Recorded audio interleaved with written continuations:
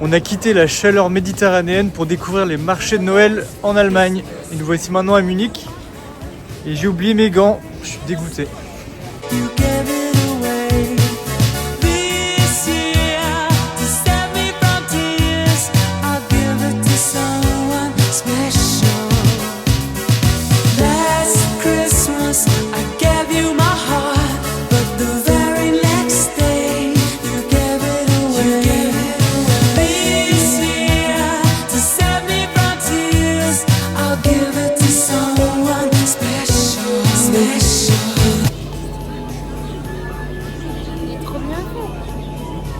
Der Schneemann, naja, der Wald hat immer noch einen Schnee.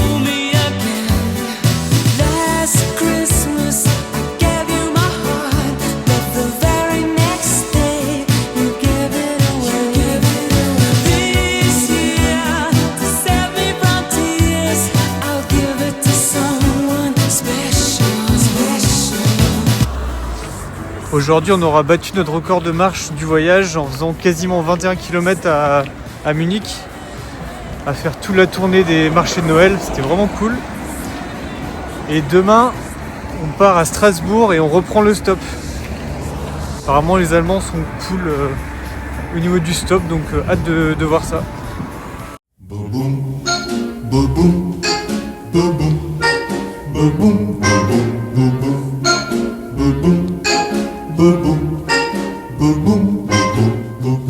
Santa baby.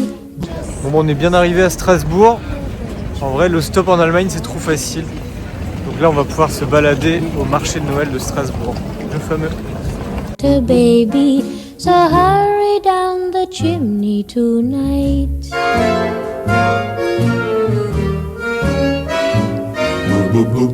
Santa baby, a 54 convertible to light blue. I'll wait up for you, dear Santa baby, so hurry down the chimney tonight.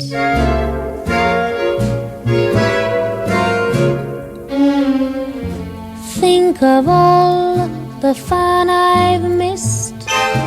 Think of all the fellas that I haven't kissed. Next year I could be just as good if you check off my Christmas list. Santa baby, I want a yacht, and really that's not a lot. Been an angel all year. Après 36 jours, l'aventure touche à sa fin. En partant le 2 novembre, on n'avait aucune idée de ce qui nous attendait.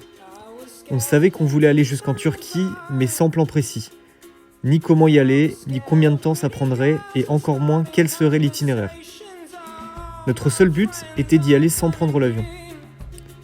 36 jours plus tard, nous voilà de retour en Bretagne, et voici le bilan en quelques chiffres. Nous avons été pris 11 fois en autostop, mais avons également pris 12 bus et 3 bateaux pour traverser 11 frontières au total et nous arrêter dans 8 pays différents, chacun avec sa propre culture. Nous avons ainsi parcouru environ 9000 km, soit l'équivalent de la distance Brest-Katmandou. Avant de partir, nous n'avions pas établi de budget précis. En général, on vise les logements les moins chers tout en essayant de privilégier les lieux bien notés. Ce qui nous a pas toujours réussi, mais j'y reviendrai plus tard.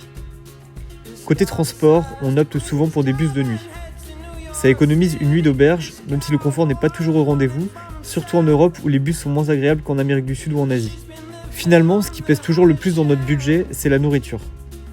On adore découvrir la gastronomie locale et on doit avouer qu'on a dû se faire à manger 3 fois à peine. Tout le reste, c'était au restaurant.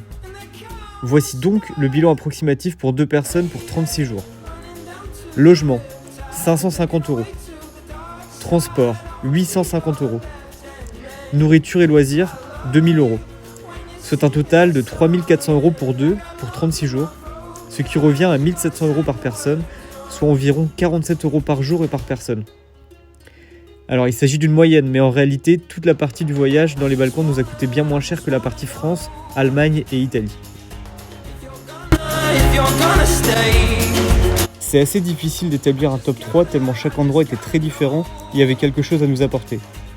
Mais si on devait retenir les 3 meilleurs moments, je dirais en numéro 3, l'île de Chios en Grèce. Cette petite île proche des côtes turques est vraiment épargnée du tourisme car elle ne possède pas d'aéroport international. Là-bas, nous avons été marqués par la gentillesse des gens, la beauté des paysages et la nourriture délicieuse. Nous avons loué une voiture afin de faire la tournée des villages qui étaient tous plus beaux les uns que les autres.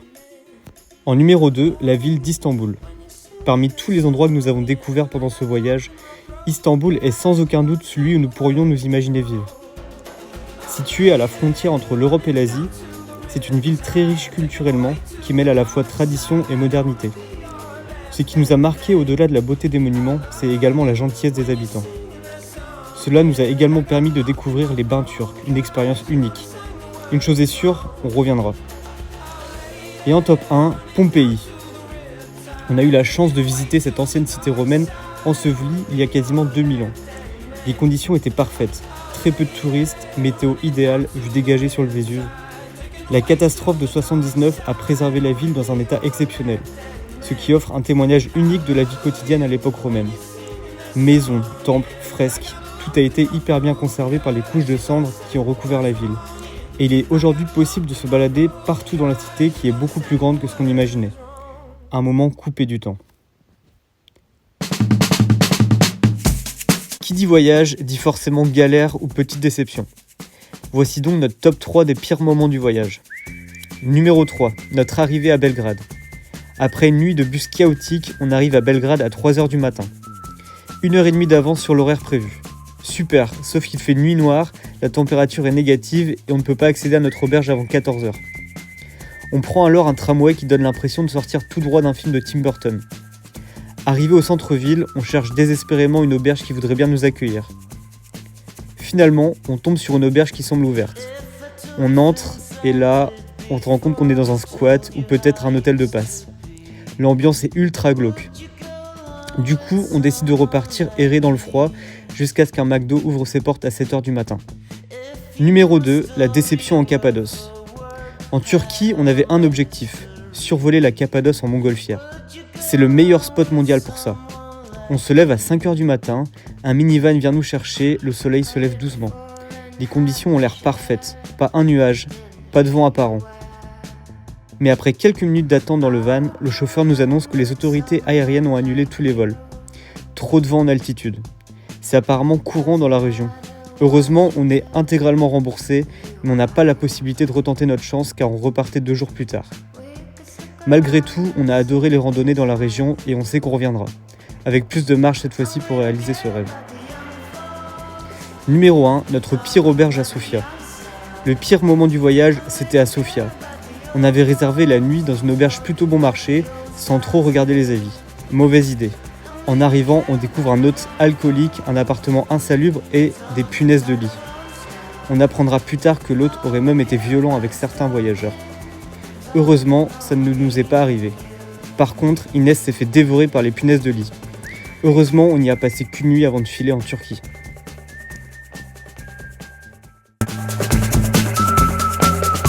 Ce voyage, c'était aussi, et surtout pour Inès, une belle occasion de découvrir des spécialités locales.